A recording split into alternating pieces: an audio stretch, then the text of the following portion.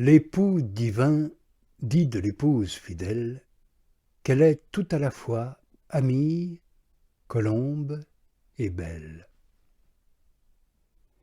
Qui est assez sage pour comprendre ces choses, de telle sorte qu'il puisse aussi, comme il faut, les distinguer les unes des autres, les désigner chacune en particulier et les définir pour en donner l'intelligence aux autres.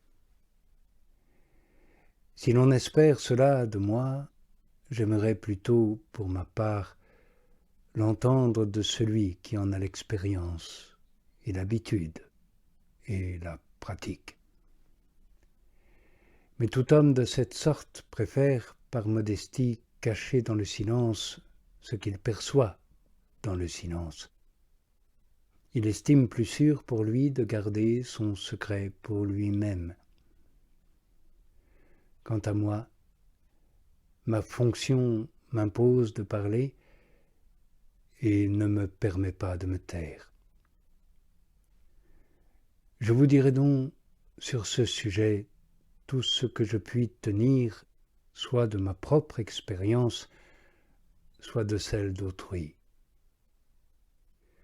Je me limiterai à ce que plusieurs peuvent aisément expérimenter, laissant les vérités les plus hautes à ceux que le Seigneur rendra capables de les saisir.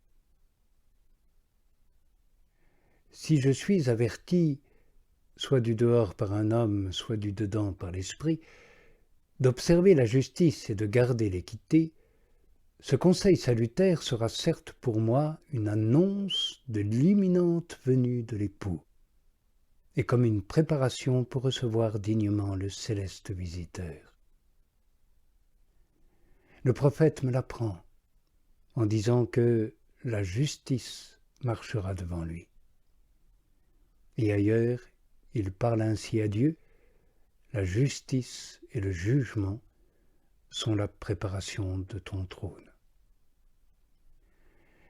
La même espérance me sourira également si j'entends parler d'humilité ou de patience, ou encore de dilection fraternelle et de l'obéissance due aux autorités légitimes, et surtout du devoir de poursuivre la sainteté et la paix, et de chercher la pureté de cœur.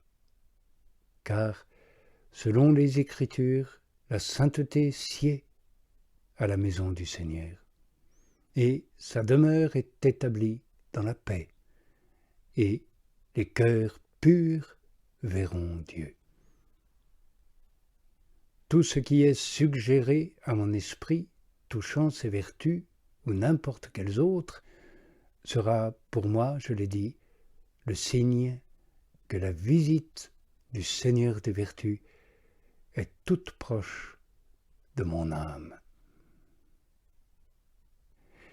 Mais également si le juste me corrige et me reprend avec miséricorde, j'éprouverai le même sentiment, sachant que le zèle et la bienveillance du juste feraient le chemin à celui qui s'élève au-dessus du couchant. Heureux couchant, lorsque sous la correction du juste, l'homme se tient debout et le vice tombe, et que le Seigneur s'élève au-dessus de lui, le foulant aux pieds et l'écrasant pour qu'il ne se relève pas. Il ne faut donc pas mépriser la réprimande du juste, qui est la ruine du péché, la guérison du cœur et aussi la voie par laquelle Dieu vient visiter l'âme. Mais il ne faut pas non plus écouter distraitement toute parole qui affermit dans la piété, dans les vertus, dans une conduite exemplaire, puisque là aussi est le chemin où se fait voir le salut de Dieu. Si cette parole est bienvenue et agréable, et qu'on l'entende sans répugnance, avec désir, alors il faut croire non seulement que l'époux vient, mais qu'il fait diligence, c'est-à-dire qu'il vient avec désir. car son désir crée le tien. Tu t'empresses d'accueillir sa parole, de là vient que lui-même se hâte d'entrer. Et c'est parce qu'il se hâte que tu t'empresses de l'accueillir. Car ce n'est pas nous qui l'avons aimé, mais c'est lui, est-il dit, qui nous a aimés le premier. Même si tu sens sa parole comme un feu qui brûle ta conscience au souvenir de ton péché, souviens-toi alors de celui dont l'Écriture dit « Le feu s'avancera au-devant de lui ». Et ne doute pas qu'il soit tout proche, car le Seigneur est tout proche de ceux qui ont le cœur affligé. Et si, à l'écoute de cette parole, non seulement tu regrettes ton péché, mais encore tu te laisses convertir tout entier au Seigneur, jurant et décidant de garder les décrets de sa justice, sache que déjà il est présent, surtout si tu te sens brûlé d'amour pour lui. Tu lises à son sujet l'une et l'autre chose, et que le feu s'avance devant lui, et que pourtant lui-même est le feu. Moïse en effet dit de lui qu'il est un feu consumant. Il y a néanmoins cette différence, le feu qui est envoyé à l'avance est ardent, mais sans amour. Il chauffe, mais ne dévore pas. Il met en mouvement, mais ne fait pas progresser. Il est envoyé à l'avance seulement pour réveiller et préparer, comme aussi pour t'avertir de ce que tu es par toi-même, afin qu'ensuite tu savoures avec plus de plaisir ce que tu seras de par Dieu. En revanche, le feu qui est Dieu même consume, certes, mais ne fait pas souffrir. Il brûle avec suavité, il ravage avec délice.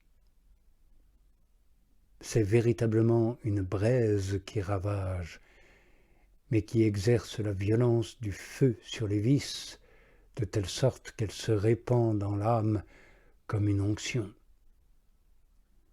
Ainsi, dans la force qui te transforme et dans l'amour qui t'enflamme, reconnais la présence du Seigneur. Car c'est la droite du Seigneur qui agit avec force. Et cette transformation, œuvre de la droite du Très-Haut, ne se produira que dans la ferveur de l'esprit et dans une charité sans feinte. Ainsi, celui qui est en cet état peut dire « Mon cœur s'est échauffé au-dedans de moi-même, et dans ma méditation, le feu va s'allumer. » Toute tache du péché et toute rouille des vices étant consumée par ce feu, la conscience désormais purifiée et rassérénée, il s'ensuit une soudaine et inhabituelle dilatation de l'esprit et le don d'une lumière qui illumine l'intelligence, soit pour la science des Écritures, soit pour la connaissance des mystères divins. L'une de ces grâces, à mon avis, nous est donnée pour notre bonheur, l'autre pour l'édification du prochain. C'est là, sans aucun doute, l'œil du Seigneur qui te regarde et qui fait jaillir ta justice comme la lumière et ton jugement comme le plein midi. Selon cette parole du prophète Isaïe, ta lumière se lèvera comme le soleil.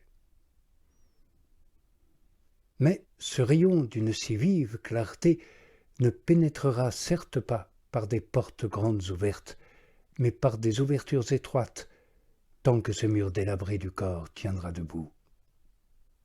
Tu te trompes si tu espères autre chose.